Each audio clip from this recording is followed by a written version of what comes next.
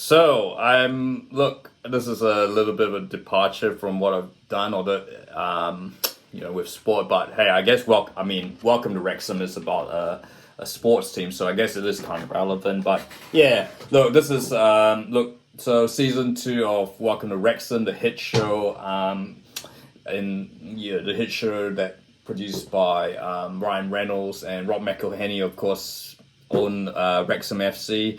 Look, it's the second season's just finished, and yeah, look, I just want to talk about it. Non-spoiler review, yeah. Look, it's I think season two is definitely a step up from season one, and there's yeah. Look, it certainly that certainly builds on what season one, the premise of season one, and. There feels like there's more characters. You see a bit of growth, and also as people. Plus, they introduce some really new characters. And look, for a show that's supposed to be about football, it honestly really doesn't feel like it. Look, I've seen Ted Lasso as well, and that's true. The first two seasons are truly great. I mean, the last season was all right, although a little bit on the sort of messy side. I know they were in a hurry to wrap up things, but it was still a really good watch. And so I think, yeah, look, I mean, I feel that is a fair comparison, and I guess a lot of things, look, there is a lot of obviously outside of England, there is kind of a bit of, particularly by other lower league clubs, there is a bit of, say hate is a strong word, but we'll call it that towards Wrexham, because I guess they've got these rich owners that come in, and everyone wants to beat Wrexham, either just because it will make a great TV episode. There's so much pride, a bit like Wrexham is sort of like you think you're Manchester City, Manchester United, Liverpool, the team everyone wants to beat. But on the flip side, what if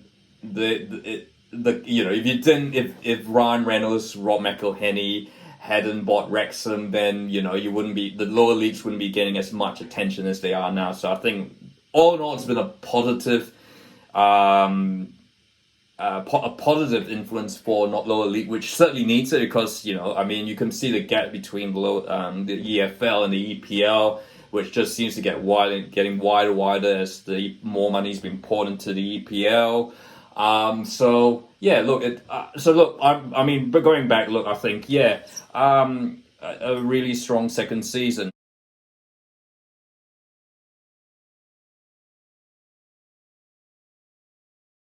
But yeah, look, I kind of want to talk a bit more about the spoilers on season two, because look, I guess it is impossible, if you're a football fan like myself, who particularly follows the lower leagues of English football, you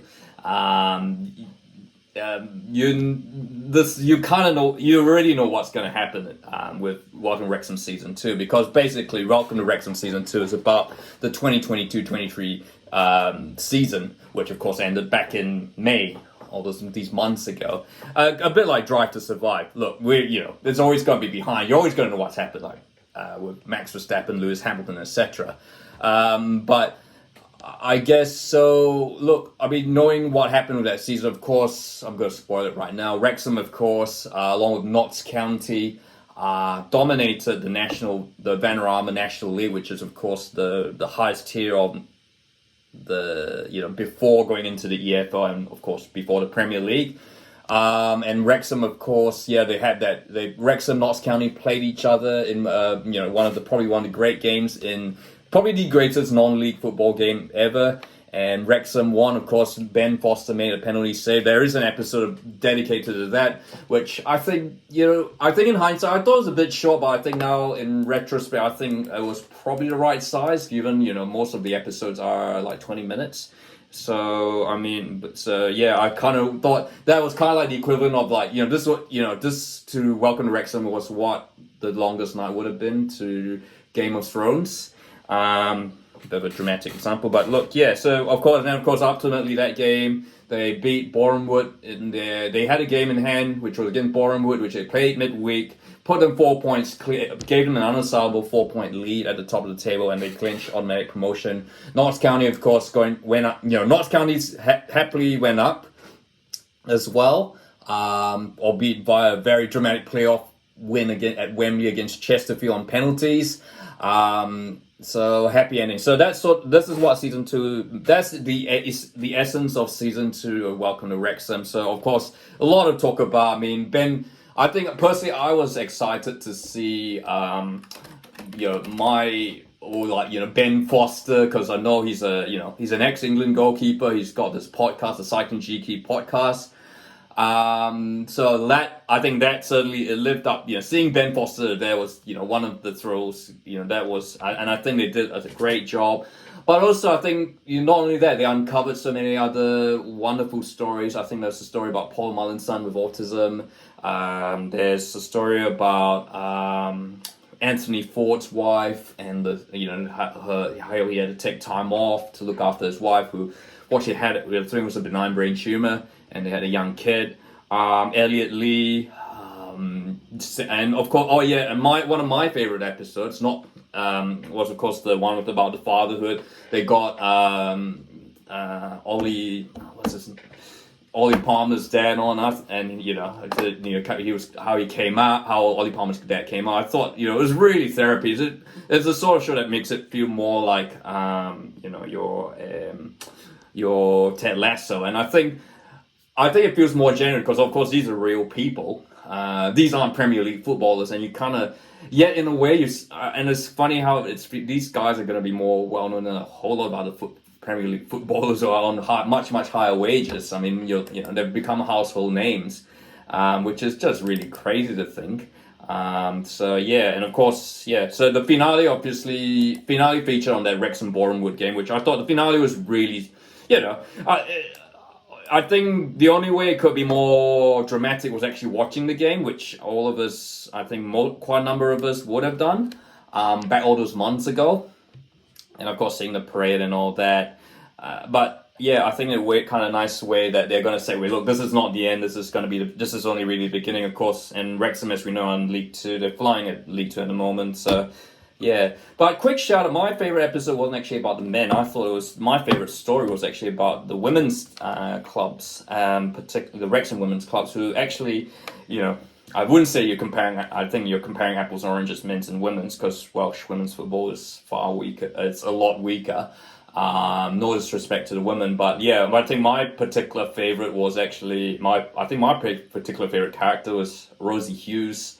I think it's just great that she's finally, her story comes out. She's a prison warden and she was a full-time prison warden, and but she's the top scorer at Wrexham, and she's got weight. In fact, she's just broken the record this season. So yeah, but she's got more goals than more famous Paul Mullins, Ollie Palmer, Elliot Lees, and all that. So truly, and I love that story about the women's. Of course, they had to play that playoff, which seemed really unfair, but ultimately happy ending. They won, and they're actually playing in the Welsh Premier League and actually doing rather well. And Rosie Hughes continues to be doing really well.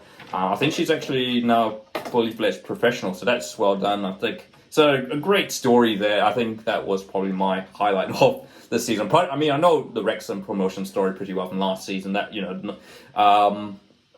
And so it was just really rehashing and revisiting. But look, all in all, well done. And I think can't wait to see what season 3, season 4, 5. I'm sure they're going to cover it until Wrexham get into the Premier League, as long as it's getting hits. Because this is how Wrexham are. This show is pretty much how Wrexham are going to get all the way to the Premier League, so financially, because this show has certainly given the club a financial footing that is far deeper than any other side certainly in the lower parts of the EFL. I mean, yeah. So quick shout out, and one more thing I really liked about the finale was they featured Notts County. I'm glad they gave that coverage to Notts County, because I mean, I think it was easy to make, in these shows, particularly a show like, that's run by Disney, there's got to be a villain. Notts County had to be the villain, the antagonist.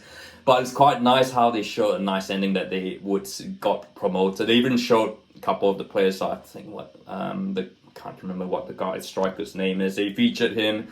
They even showed the redemption story of how he missed that penalty against Wrexham. He got that penalty saved by Ben Foster and redeemed himself against Chesterfield in the final at Wembley, and they get promoted. And so I think that was great. I think kind of building that bridge there with, you know, with all these English football fans who've kind of sort of made Wrexham enemy number one outside Manchester City or Newcastle United. So yeah, so that's my thoughts on Welcome to Wrexham. I think, look, even if, you know, definitely a top watch. I'd say a 5 out of 5. Sure, I think this is easily the best football documentary show that's been put out there. So, and yeah, definitely highly recommend it. So yeah, so look.